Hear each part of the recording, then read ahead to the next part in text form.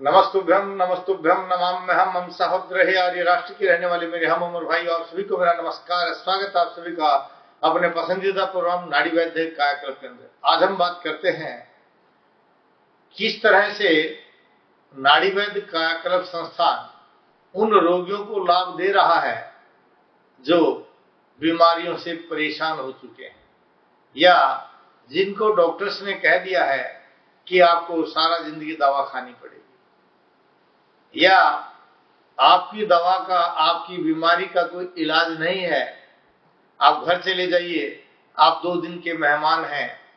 इस तरह से रोगियों को यूं कह करके जब आपके दिल को तोड़ दिया गया हो, उस समय पर नाड़ी वैद्य कायाकल्प संस्थान कैसे काम कर रहा है।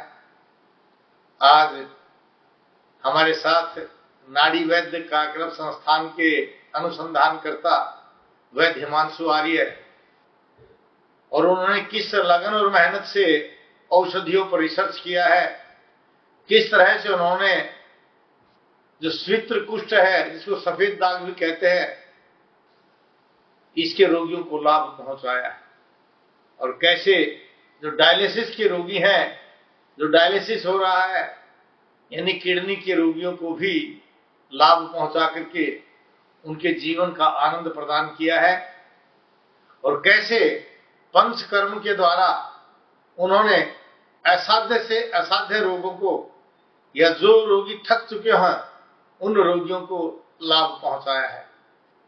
आज हमारे बीच में वैद्य हिमांशु आर्य हैं, तो हम चर्चा करेंगे इसी विषय पर कि किस तरह से दवाइयां काम कर रही हैं।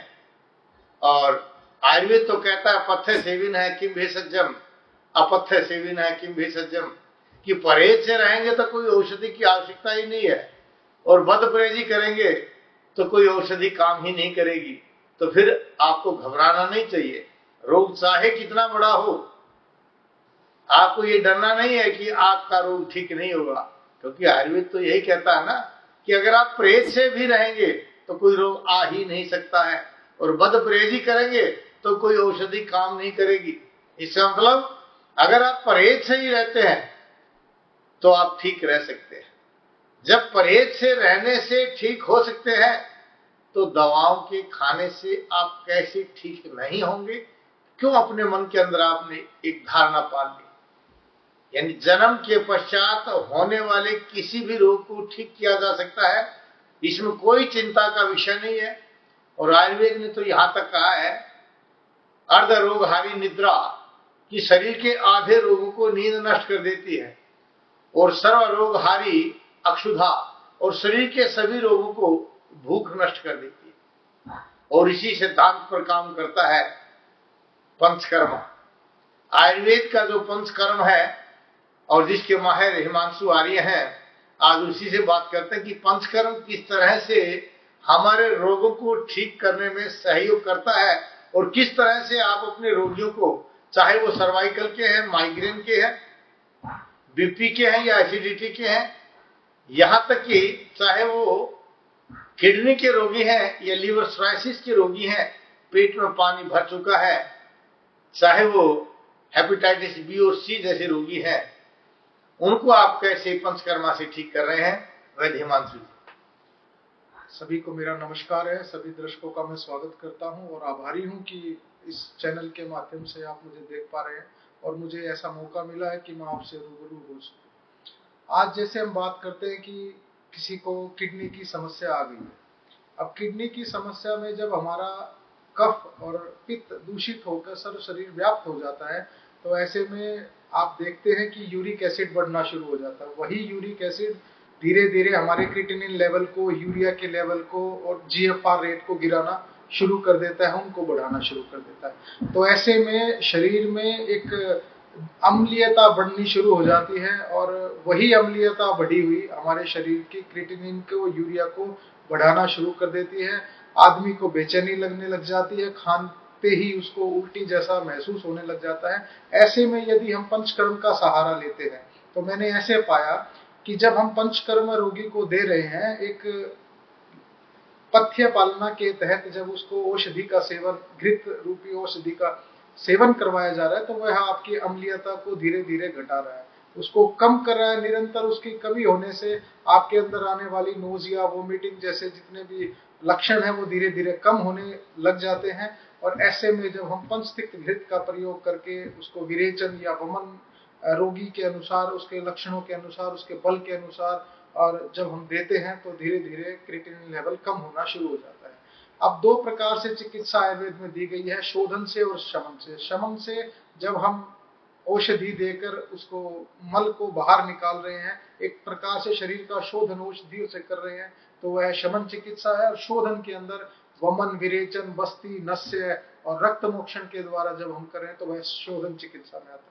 अब ऐसे में बहुत सारे रोगियों पर हमने पाया कि जब हमने उनको विरेचन दिया, जब हमने किडनी के रोगियों को वमन कराया, तो बहुत जल्दी से हम उनके यूरिया को और क्रिएटिनिन के लेवल को कंट्रोल में करने में एक सहायता हमें मिली और उनको उस रोग से मुक्ति मिली। तो ऐसे में जब उनको पंचकर्म पहले देकर जब हमने शमन चिकित्सा दी, तो हमने देखा कि रोगी धीरे धीरे डायलिसिस से हट गया है और निरंतर अपने दिन प्रतिदिन के कार्यों, दैनिक कार्यों में लिप्त होना शुरू हो चुका है। उसको ऐसा कोई लक्षण नहीं आ रहा जिससे कि उसको कोई परेशानी हो या उसको डायलिसिस की जरूरत हो। तो ऐसे में पंचकर्म बड़ा अच्छा काम करता है। अब पंचकर्म में जब हम स्नेह पान कराते हैं या कोई प्रधान कर्म में वमन औषधि देते हैं, तो हम उसको एक श्लोक से संस्कारित करते हैं, जैसे ओम ब्रह्म दक्ष अश्विन रुद्र इंद्र भूचंद्रिका नीला ऋषयेश औषधि ग्रामा भूत संघाश्य पांतु ते रसायनम नीव वर्षिणाम देवानाम अमृतम यथा सुधेवोतम नागानाम भैषज्यम इदम अस्तु ते। कि हम जब उसको संस्कारित करके रोगी को पिलाते हैं तो इसका प्रभाव हम रोगी पर बहुत देखते हैं और निश्चित रूप से औषधि कार्य करती है। इसी श्रृंखला में अब हम आगे बढ़ना चाहेंगे। वैद्य सत्य प्रकाश जी से किसी और विषय पर भी हम बात करना चाहेंगे। नाड़ी परीक्षण कराने के लिए वैद्य जी से मिलिए। रोजाना रोहतक में गली नंबर 5 विनय नगर हुड्डा सेक्टर 1 की दूसरी पुलिया के सामने, दिल्ली बाईपास के नजदीक, और दिल्ली में महाराजा अजमेर भवन, नांगलोई अध्यापक नगर नजदीक नारायण धर्मकाटा। अधिक जानकारी के लिए संपर्क कीजिए 8595299299 या 7428299299। देखिए, वैसे तो आप सभी कहते हैं कि डॉक्टर्स ने घी बंद कर दिया है, आपका दूध बंद कर दिया है, लेकिन आयुर्वेद कहता है स्नेहनम मधुरम आहारम अमृत तुल्यम वर्तते। जिस भोजन में घी होता है, मीठा होता है, उसको अमृत कहा गया है। इसलिए हमारे औषधालय के अंदर हम घी पिला करके बीपी के रोगियों को ठीक करते हैं, मीठा खिला करके हम शुगर के रोगियों को ठीक करते हैं आयुर्वेद के सिद्धांत पर, क्योंकि आयुर्वेद ने ही घी को अमृत कहा गया है। और आपने देखा होगा पूर्व काल के अंदर एक गरीब से गरीब महिला जब गर्भवती होती थी, बच्चा होता था, तो प्रसूता को कम से कम 10 किलो घी खिलाते थे 1 महीने के अंदर। और वो व्यायाम नहीं करती थी, लेटी रहती थी, यानी लेटे लेटे हजम होने वाली चीज है घी, और वो 10 किलो हजम करते थे 1 महीने के अंदर। लेकिन आपका घी बंद करा करके ड्राई फ्रूट्स खिला दिए। 2 बादाम हजम करने के लिए 400 दंड मारी जाती है जब 2 बादाम हजम होते हैं। और कोई भी ड्राई फ्रूट है उससे तेल बनता है, और आयुर्वेद कहता तैलम तेजम हरति, तेल तेज को हरता है। यानी इस तेल के खाने से आपके शरीर के अंदर कैंसर पैदा हो रहा है, बीपी पैदा हो रहा है। इस तेल के खाने से आपकी इम्यूनिटी पावर खत्म हो रही है। आपने कोरोना में भी देखा होगा, वे लोगों की ज्यादा मौत हुई है जिन्होंने घी नहीं प्रयोग किया। जो मांस को खा रहे थे या तेल का प्रयोग कर रहे थे, उन लोगों की ज्यादा मौत हो गई। और डॉक्टर्स ने क्या कहा था कि अपनी इम्यूनिटी पावर बनाइए, रोग से लड़ने की ताकत पैदा कीजिए। और रोग से लड़ने की ताकत जो है वो घी देता है, और दूसरी भाषा में इस घी को रसायन भी कहा जाता है। तो रसायन के बारे में हिमांशु जी आप बताइए, आप क्या कहना चाहेंगे, कैसे रसायन काम करता है शरीर पर? रसायन एक ऐसी औषधि जो कि हमारे सप्त धातुओं की पुष्टि करती है। रसात रक्तम ततो मांस मांसान मेदस्तु अस्थि च अस्थिनो मज्जा ततो शुक्रम शुक्राद गर्भम प्रजायते। कि जब आप स्नेह का पान करते हैं वह आपके दोषों को चलायमान करना शुरू कर देता है, और जब दोष चलायमान होते हैं तो उनको शाखाओं से कोष्ठ में लाने का विधान पंचकर्म के तहत आता है। हम 5 दिन तक जो घृत पान कराते हैं उसमें आपको घी पिलाते हैं। अब समस्या घी में नहीं है, वो जो दूषित घी आपको बाजार में मिल रहा है उस केमिकल युक्त घी से आपको समस्या है, केमिकल युक्त दूध से आपको समस्या है। तो ऐसे में जब हम 5 दिन तक रोगी को बढ़ते क्रम में, रासायनिक क्रम में जब हम उसको औषधि रूप में घृत पिलाते हैं तो वह हमारे दोषों को चलायमान करता है। शाखाओं से हम उसको कोष्ठ मिलाते हैं, रोगी के रोग के अनुसार, उसके बल के अनुसार, उसकी प्रकृति के अनुसार हम उसका वमन या विरेचन करते हैं। वमन एक ऐसी क्रिया जिसके अंदर हम मुख द्वार से उल्टी कराकर कफ को बाहर करते हैं, और विरेचन एक ऐसा कर्म जिसके अंदर हम मल द्वार से मल को बाहर निकालते हैं और शरीर को लघुता मतलब शरीर में हल्कापन देते हैं। तो इस प्रकार से रसायन जो सातों धातुओं को पुष्ट करता हुआ बल को बढ़ाता है, पहले रस हमारा अच्छा बनता है, फिर रक्त बनता है, रक्त से मांस, मांस से मेद, मेद से अस्थि, अस्थि से मज्जा, मज्जा से शुक्र। तो यही जो श्रृंखला है वह रसायन की आती है, एक ऐसी औषधि जो आपके सप्त धातुओं को पुष्ट करके शरीर में बल, ओज को बनाता है, बढ़ाता है और शरीर की सभी क्रियाओं को सुचारू एक सामान्य अवस्था में लाता है। इसी को रसायन कहा गया। ठीक सुना आपने, क्योंकि घी का प्रयोग करने से जो आपकी शाखाओं में, कोष्ठों में जो मल है उसको फुला करके बाहर निकाल देता है, और वमन के द्वारा कफजन्य रोगों को और विरेचन के द्वारा पित्तजन्य रोगों को जो है वो समन करने में आपकी सहायता करता है।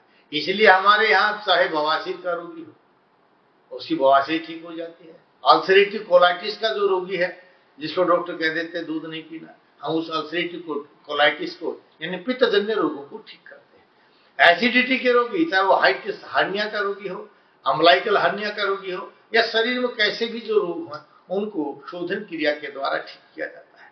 और जिनको बार बार मुख में छाले हो जाते हैं, मुंह बार बार आ जाता है, गला पक जाता है, ऐसे रोगियों को, जो चक्कर आता है, आंखें जिनकी लाल हो गई, बाल झड़ने लग गए हैं, भयंकर सिर में पीड़ा होती है या त्वचा में खुजली होती है, ये पित्तजन्य जो रोग हैं, ये सभी वमन के द्वारा ठीक हो जाता है।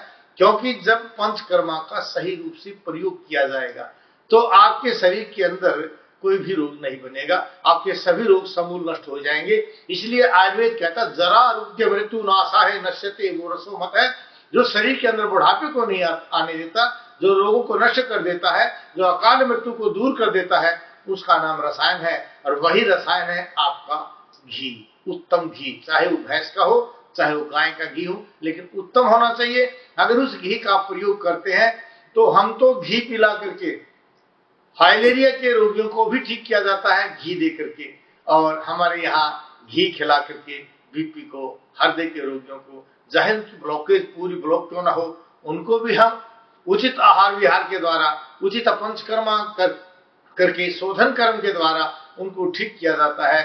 अगर आप इलाज चाहते हैं, इसका कोई साइड इफेक्ट ना हो, आप चाहते हैं परमानेंट आपका इलाज हो, आप चाहते हैं कि कोई अन्य दोष पैदा ना हो, तो आपको आयुर्वेद की शरण में आना चाहिए। क्योंकि आयुर्वेद कहता है सायो भेषज है सायो चिकित्सा, ये रोगान समेत न अन्य रोगम उदीरियेत, जो किसी अन्य रोग को पैदा ना करे और रोग का शमन कर दे, उसका नाम चिकित्सा है, और यही चिकित्सा आयुर्वेद में है। अगर आप आयुर्वेद का सही इलाज चाहते हैं तो हमारे यूट्यूब चैनल को भी देख सकते हैं, नाड़ीदर्द कायाकल्प को, इसको सब्सक्राइब भी कर सकते हैं, बेल आइकॉन भी दबा सकते हैं और इसको शेयर भी कर सकते हैं, क्योंकि हमने आपके प्रत्येक रोग का उसमें घरेलू इलाज बताया है।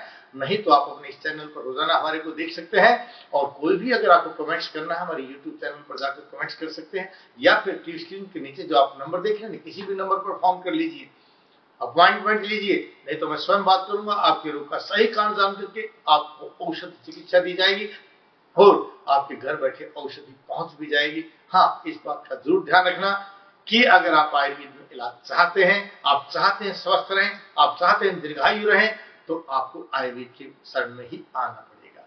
और आयुर्वेद एक ऐसी औषधि है जो पथ्य पर चलती है, यानी आहार जन्य जो चिकित्सा है। इसलिए आयुर्वेद कहता है हिता अहितम सुखम दुखम आयुस्तस्य हिता अहितम मानम सतत यत्रोक्तम आयुर्वेद सयुच्यते। समय का अभाव है, गच्छामि तुरंत मिलना है, जा रहे हैं द्वारा मिलने के लिए, इसी भाव के साथ कि आप स्वस्थ रहें, अपने परिवारजनों को स्वस्थ रखें, भारतवर्ष को स्वस्थ रखें। जय भारत, जय भारत। नाड़ी परीक्षण कराने के लिए वैद्य जी से मिलिए रोजाना रोहतक में गली नंबर 5 विनय नगर हुड्डा सेक्टर 1 की दूसरी पुलिया के सामने दिल्ली बाईपास के नज़दीक। और दिल्ली में महाराजा अजमेर भवन, नांगलोई, अध्यापक नगर नज़दीक नारायण धर्मकाटा। अधिक जानकारी के लिए संपर्क कीजिए 8595299299 या 7428299299।